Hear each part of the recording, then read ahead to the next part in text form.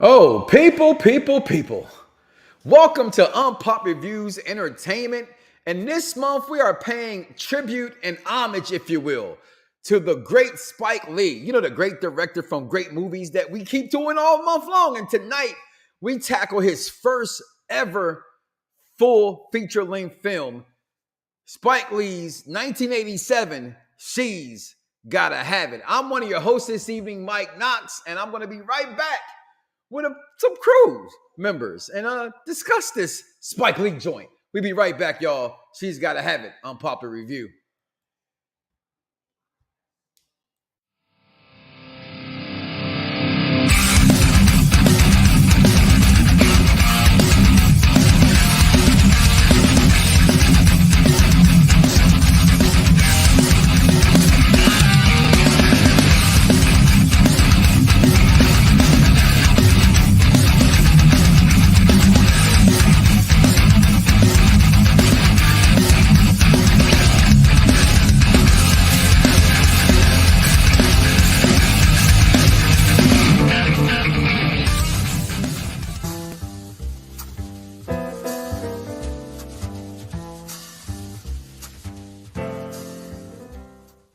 I'm gonna take your phone before we get on here because it's one of my favorite parts too. And we all do it every single day. You know who you are. Come on in. Baby. Listen, a Spike Lee joint follows Nola Darling as I'm gonna put it in this male perspective, she's song her Wild Oats.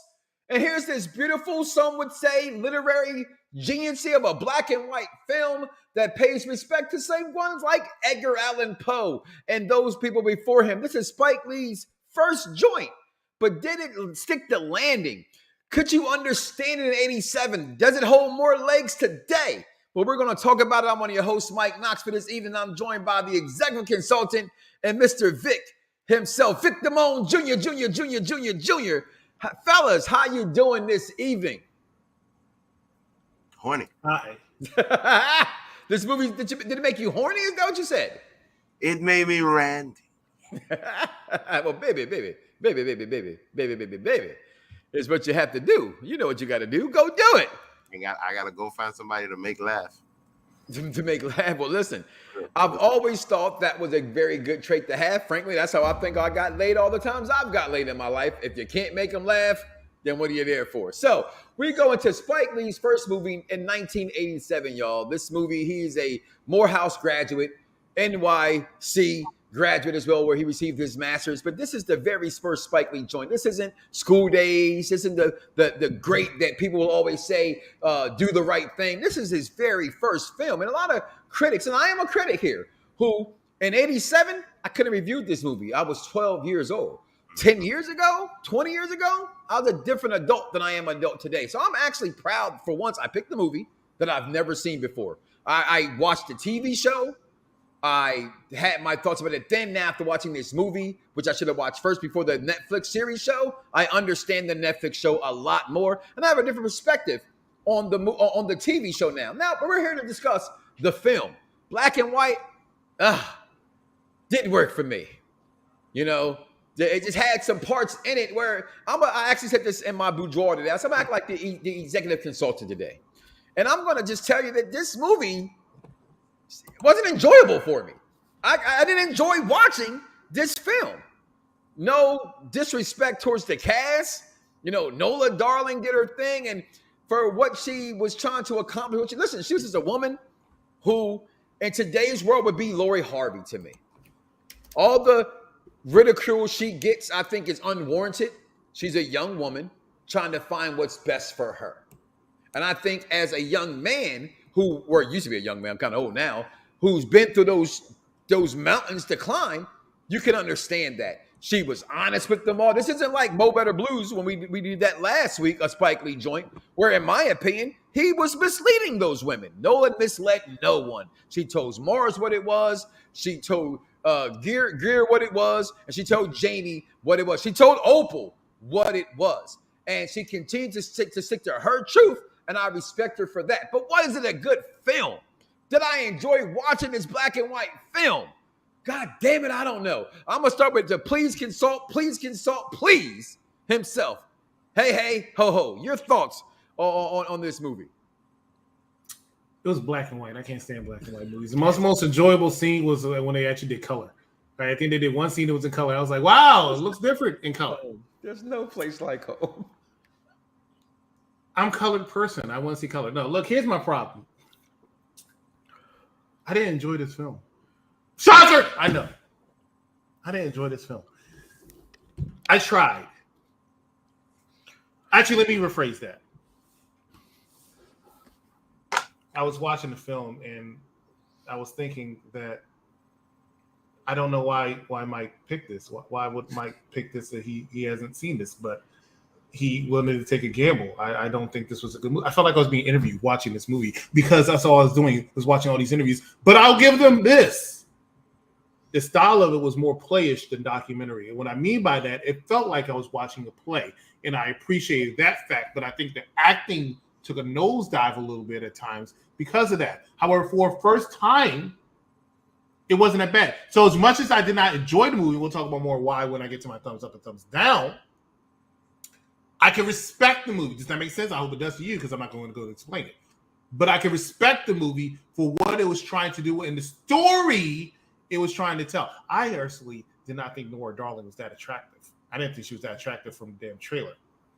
Then I saw her topless. That smile, that skin complexion. It changed. I get that 80s hair, that Afrocentric. It changed. Yeah. It changed at the middle of the movie. It's like, oh shit. Yeah. She got a little going on. I can see why. I always tell my significant other, like, I agree with you. I watched it with her. I said, I'm with them on that with Greer. If you wasn't fine, baby, you wouldn't be here still. All the shit we go through, you lucky you fucking fine. But out of bounds. But I don't understand what they were going through exactly because, as you said, she told them all what it was. Vic, going down to you. Well, this felt a lot like Paris is Burning. This is the first time that I saw this movie, and just the style of the way that it was shot, and how, like, you know what I mean? How it was just like a whole bunch of different little images. Only Vic. That's what it felt. It felt like it felt very 80s. It was 87. So it was 87, which means it was probably filming like 85. So right? 86. Yeah, somewhere 85, 86, somewhere for to get to the movie theater. And it was a theatrical release. That's what shocked me the most too. Like, this was in the movie theater. Well, yeah, because I mean, like, you know, the problem is sometimes when we look back at this stuff, we have so much abundance now that they did back then. So, like, it's easy to judge, but when you think back to back then, I think this thing probably popped. I think it got so big that, like, Michael Jordan even got involved. So, like, it's and here's the truth. Like, this was his first movie. His sister was involved. His father was involved. And it popped, you know. But the thing about what I appreciate about this is the story, because just like now, where women have all of these options and then they have trouble picking from all of these options, the one option that dogs her out is all of a sudden the one that she can't be without. Once the option is like feels like it's going to go away, then that's it. That's what you want. At the end of the day, this little girl doesn't know what she wants. You know what I mean? She's just playing with all of her options because everybody likes her. And I think that whole thing is just a reflection of life. But then when it comes to the guys, you know, they're just trying and trying and trying and trying. One of my favorite scenes was when Mars was just like, baby, please, baby, please, baby, please. Then hangs up the phone. You know what? Fuck that girl. Hey, Roxanne, what's going on? I've been thinking about you. That shit had me rolling. Because the thing with Spike Lee is just that this, and also with Mo Better Blues, like, he's such a small guy, but has such a big mouth. And he'll just say all kinds of wild things in order to get over. And I really, really appreciated that because he was, in my opinion, he was the star of the show for this movie. Not even the girl. I think he definitely stole every scene that he was in. Mm-hmm. Which is not good as a director too, but he stole every scene he was in my opinion. Well, he written it as well, so Wrote that speaks volumes. Like you talked about it earlier, you said not the greatest acted film, right? Correct. Because it did give you that stage play film. There's a couple of scenes where they're walking out the door, Opal, and them are going out the door, and I sat there and I said that was that. You heard me in my intro to the movie, that Edgar Allan Poe feel. There's no thing there but a door open, door closed. There's nothing behind that set at all. It definitely gave you that vibe. So this shows you, like, you go to School Days, movies after this that Spike Lee has done. Do the Right Thing, arguably where he plays. Geez, I'm really mad I can't think of the character right now, but the pizza guy, he's delivering the pizzas and everything like that. I apologize if I know the name of that in that movie right there, but as he's playing that role, he stands out in that as well. You know what I mean? Like every film, a lot of the things that Spike Lee does do, he really does stand out to me. Like you even go to He Got Game, he stands out to me, even when that's a movie with Denzel Washington in it. So I don't think a lot of people give credit. I know we just did top fives, most underrated tag teams for our wrestling fans that are out there. Speaking We're talking about speaking about underrated. I think right there you got a top 5 underrated actor in my opinion. It's Spike Lee. Continue, Vic. Well, the other thing about it is that it was very black progressive. You notice how they mentioned Malcolm's birthday was like May 19th. Yep. Yeah. They mentioned that, and was it the 18th?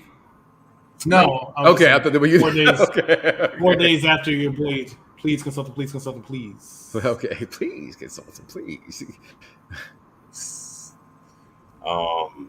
And yeah, that's just mainly. If I was a kid, I'd be bored out of my mind. To tell you the truth, right? Because I think like you said earlier, it's when you pay attention and like when you've gone through some of those things with women, I think that it resonates a little bit more. But if you're a kid and you haven't gone through that and it's just somebody that you're trying to smash, I think that's as far as you're going to go. I think that's important there. You said when you're a kid. And I say this all the time, and certain men can take it one way and certain people will not understand it until they become to that level.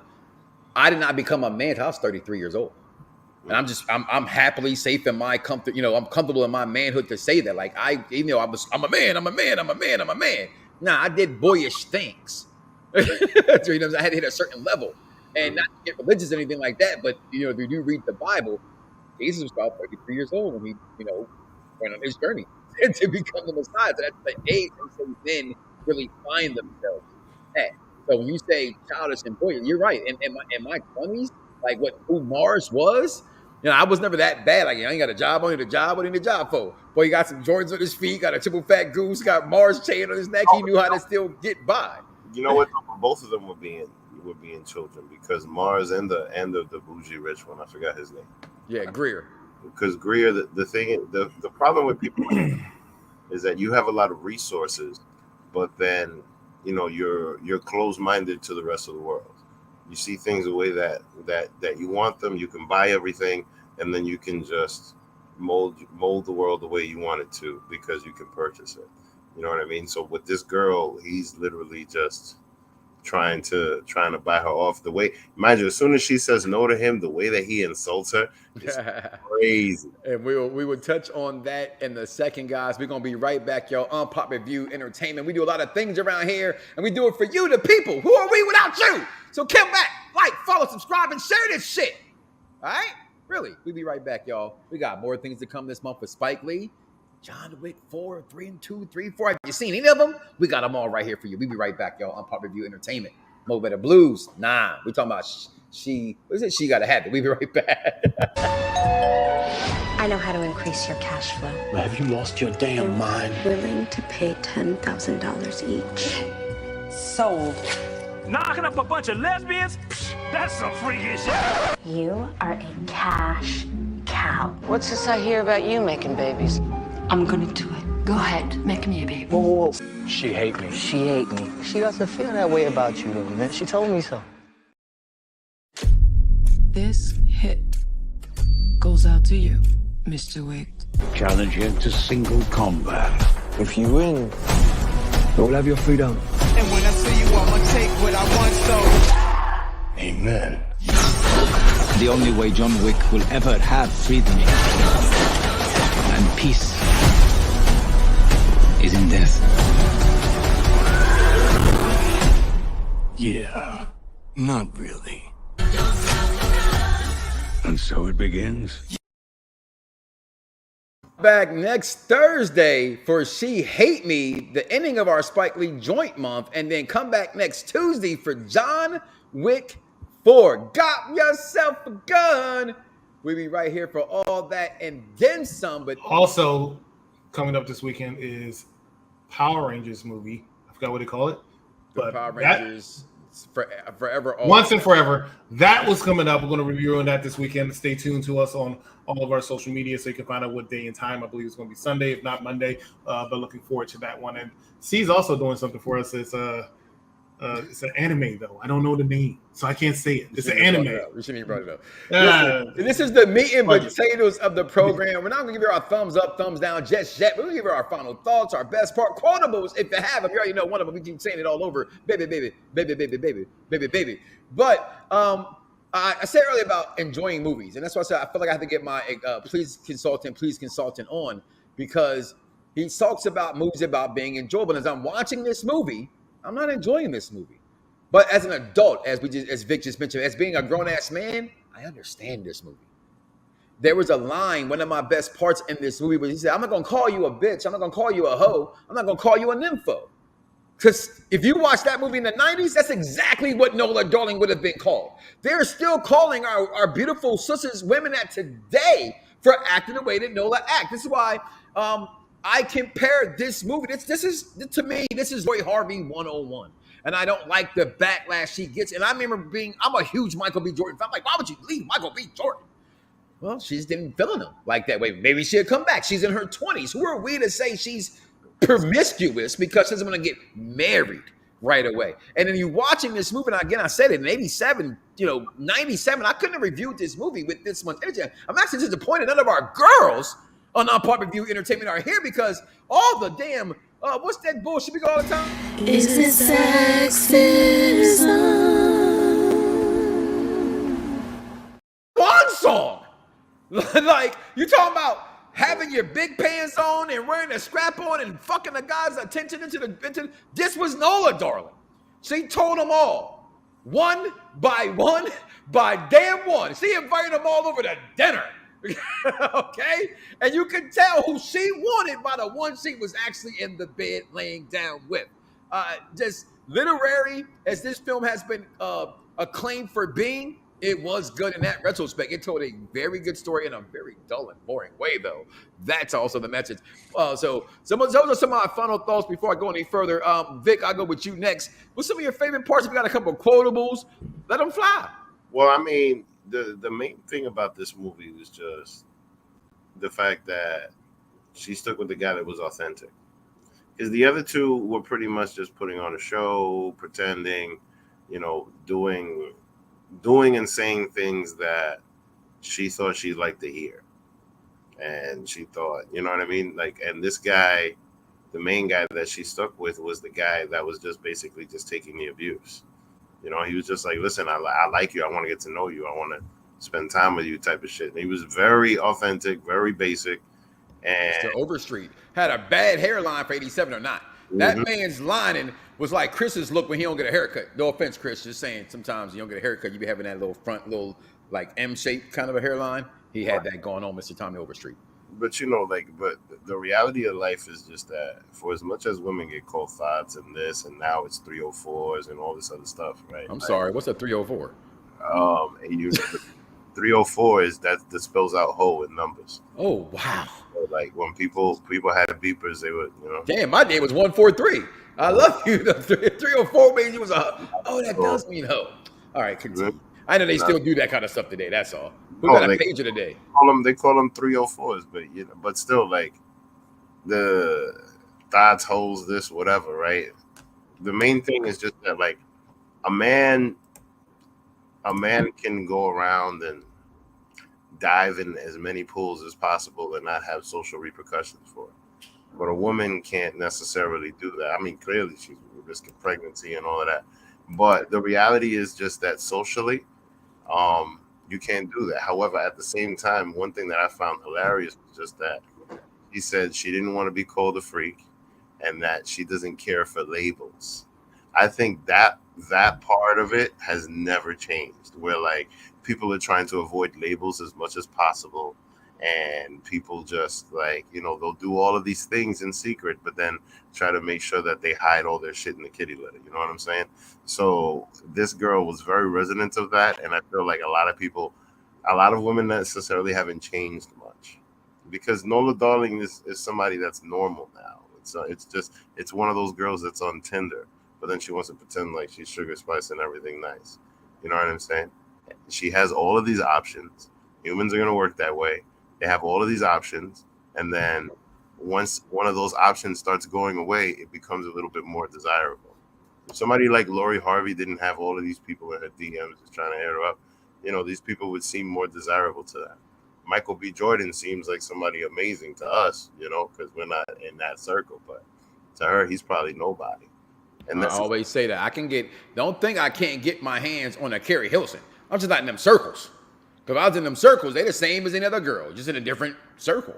So nothing changed. That's why I got all those Hollywood leaks, if anybody still want to see them. But the thing about it, what I appreciate the most about this movie is just the fact that it just shows, at least it will teach you to be authentic. Because Mars needed to grow up, because he was just making jokes all the time. And then the other one just needed to get out of his ego. But the one that she chose was the most authentic one. And that's usually what happens. You know what I mean? It was that one scene, though, was very, what's the word they all use today? Cringe. Mm-hmm. Like, I remember hearing about this scene before, and then watching it, I thought I would feel a different way about, okay, she wanted. You call me over here to give it to you this late at night, I'm gonna give it to you like that, and then he bounced on out. Mm-hmm. And then as she says to him later, but damn, you damn near raped me. I saw it from her perspective and was like, damn, that's really deep, because that's she kind of didn't ask for it. She took it, but she didn't ask for it. You know what I mean? And it wasn't sensual or anything like that. So I was like, damn, and she took all that back. She took a lot of abuse from him as well. You know what I mean? She gave out a lot of abuse towards, can you say, looking at this, she did Greer and Mars dirty. Like, she was very truthful with them. Consulting can jump in anytime I want to. She was very truthful with them. So them the ones who were, I love you. You don't love me. We're in life. What are you talking about? You love me. Like, she clearly said that to them both. Like, come on. She told the one boy, she said, you need me. She said, you tripping. You know what I'm saying? Like, she was. But think about it. It was so many people that they love you. So many people are saying, and mind you, like, this is back when you didn't have no sliding in the DMs, you didn't have any text message, you didn't have anything like that. All you had was just your rap in the street. And this is before when this stuff was considered harassment. You know what I mean? Like, women were hearing all kinds of shit every day. I love you is like, how you doing? Somebody I hope not. Yeah. Bro, because like, especially if everybody's saying this, how fine she is and this and that. I don't know if you remember that video of that chick walking down the street with the tight pants on, and all of the people trying to that. What, the way you make me feel? No. The thing that made the rounds on YouTube a couple years ago, with some chick walking around watching. I seen Megan Thee Stallion throw out that first pitch in the white pants. Yeah, no, but the bottom line is, like, we're talking about people that that dealt with catcalling, and all of that catcalling can desensitize you. Gotcha. So like, she's not like and these guys just kept coming with the compliments and this and that, and then as soon as they didn't get what they wanted, the insults were crazy. And what I found funny is how she laughed at dude when he was just like, forget you. You ain't nothing. You ain't shit. Just stay with these Brooklyn this whatever. Yeah. Because she knew that was his defense mechanism. She knew how he was. So like, she just laughed at him. But then with the other guy, look, she went through all that abuse and all of that, and she's still running back. And that's what she likes. That's the kind that she likes. That's what she feels where it's gonna be real. At the same time, I will tell you this. The end of beginning, the numero uno, the chances of winning. I do it again. Follow no other, I'm setting these trends, consulting. Here's my problem, right? This movie is very realistic. I shouldn't say that's my problem. That's something I have to observe, right? I'm about to ruffle some feathers. That's what I do, okay? Ruffle. I agree with Mike Knox about why don't we should have had a young lady on this episode to talk about it from their perspective. Unfortunately, they weren't available. So I'm going to speak from my perspective. All right. Dive into your femininity. Oh, I will tell you, this woman did exactly what most women were afraid to admit back then and do openly now. Facts. They craved the attention. She craved the attention. She was open. She was honest. I got no problem with that. I prefer open honesty. They call feelings. That's their fault. That's not hers. Right? None of them were her fault. Yeah, she was feeling one more than the other. I've slept with multiple women at one time. Most men have. Right? A lot of women slept with multiple men at one time. They might not admit it out loud, but they have. Same day. You always have your favorite. She had her favorite. She told him, "You're my favorite. I just don't want to be with you at this point." He didn't want to believe it. He wanted to be. That's his fault. That's not hers. But baby, do I not make you laugh? I'm not funny? He had others. You should be fine. He definitely had others. The important part about this, and what I'm about to say is, she was nuts and they knew it and they accepted it. That's what made her attractive to them. Any woman that I go over their place and they have a bed with a lot of candles in the background ready to be put on fire is nuts. Psycho. She had a dream that 3 women came to her. What did they try to do? They tried to set her on fire. Cool. When they said, "Hey, you know what? I'm going to do about me. I see she's after dude. Do you want something more? Nobody's talking to me anymore. I need attention. What can I do to get attention? I was about to go ahead and sleep with this woman, right, who I know has been attracting me, but I like it. I'll act like I don't want it, but I know I like the attention. Man or woman, I like the attention. But nobody's giving me the attention I crave anymore. So I'm going to do what you want." And then this is the scene that was the most powerful scene to me. And I'm going to give my thumbs up or thumbs down. She walks away. At first, I thought it was just slow to tell a story. Then I saw when she turned around. She did that walk slow as shit for a reason. She knew homeboy was going to call her name. Facts. And she said, my boy Jeff. Shout out to my boy, little bro Jeff, because we owe this one thing on TikTok and Instagram. I don't know where it's from. Got him. We fucking got him. Right when we want him.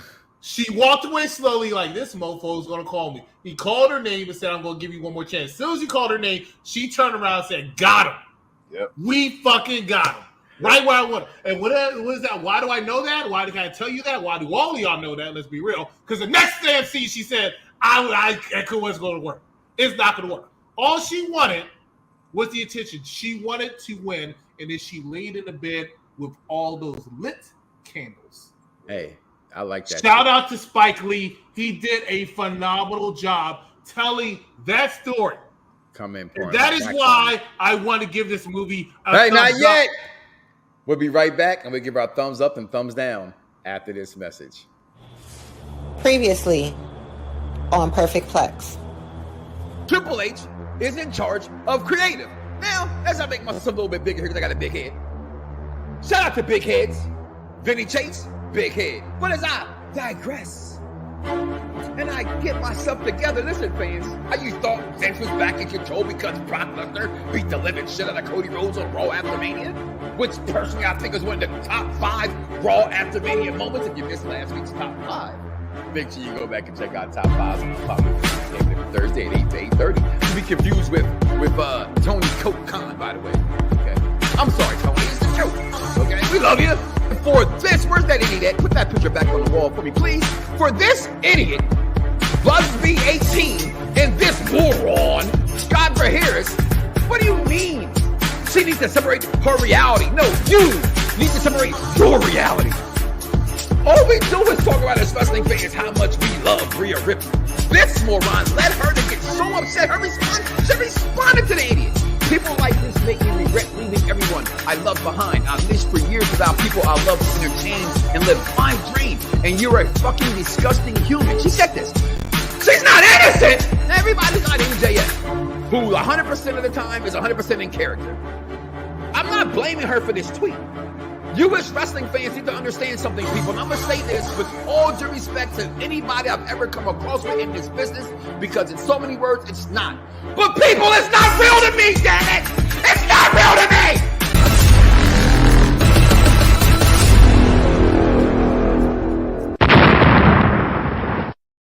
Welcome back to Unpopular Reviews Entertainment. She's Gotta Have It review and reactions. Guys, make sure you go back and come back and check out all the shows we have on the network. We got Gotham Knights recap coming up this week. I mean, you got that. We got, again, next week we told you the review. I mean, damn it. Papa Doc's going to be in a Spike Lee joint. Damn it. I might have to see it after all. She hate me. Papa Doc. And then come back Tuesday as we finish up our franchise month and give you John Wick 4. Have you seen it right now? I'm talking about Cuckoo. And that's Miss Nolan, darling. Thumbs up, thumbs down. Executive consultant wanted to jump the gun for the first time ever. I'm going to go right back to him.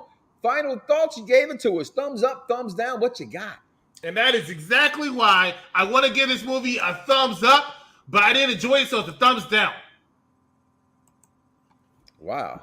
That's the criteria. I have to enjoy the movie. I appreciate and respect the movie. It's not a horrible movie, but I was not attached to it. I was not thrilled. What else we knew he's going to give us that right there? Vic, will this be one that you give a thumbs down to? I know for a fact because it's a New Yorker. They made that New York line there. Oh, Larry Bird's ugliest man in the NBA. I knew you loved that because you was New Yorker. I know a New Yorker. What you got? When a Celtics fan, that shit had me dying. I do. Had me rolling. Because I remember that time when people was, like actually Knicks fans. Now all of a sudden everybody's a Nets fan. But screw the Nets right now. Crooklyn.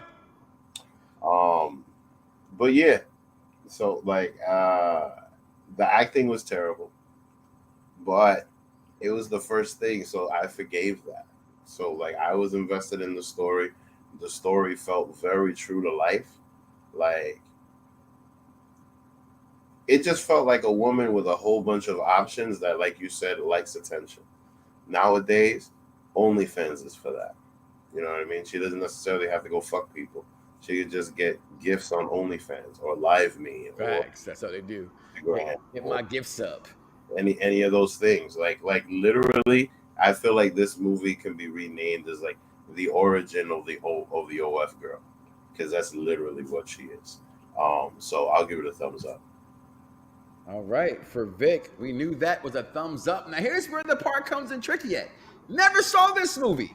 Did not enjoy this movie. Thought it was a brilliant movie. I understood the meaning rather behind the movie. Again, we talk about films we've done before. We go back to the Rocky films. We go back to the Police Academy films. Any film, the Star Trek films from the 80s, if they translate it well into the 21st century. I think this movie was made before its time.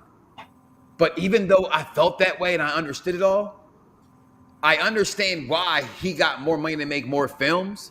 But again, I'm got to go with the consultant on this one. Did I enjoy the film? I did not. But this is Unpopular Review, thumbs up, thumbs down. If you look at the logo, it's a thumbs up and a thumbs down. I just can't give it a thumbs down. I got to give it a thumbs up. I really want to give it a thumbs down because I didn't enjoy the film. But I think everybody should watch this movie. And because of that, I have to give it a thumbs up. And Mars stole the movie. It's the first time I got to see Mars Blackman. Like you said, from there, you got Jordan involved. You see the background that executive consultant has behind him right there. It's got to be the shoes. And even when he's taking off his shoes, he had Air Jordans on his feet at that time. So 2 up, 2 down, or 1 down. Executive consultant can't go there. You got to enjoy the movie. He did not enjoy the film. So, guys, again, thank you all for being here. We have one more movie to go before we close out our Spike Lee month, and that will be She Hate Me, starring Papa Doc himself, a.k.a. Black Captain America, Mr. Mackey. And, guys, we are out of here for the executive consultant. Please, consultant, please, consultant, please. Vic Damone, Jr. I am your host as well, Mike Knox. We are out of here, guys. We will see you guys every day. Like, follow, subscribe. We be here. You should be here too. Peace.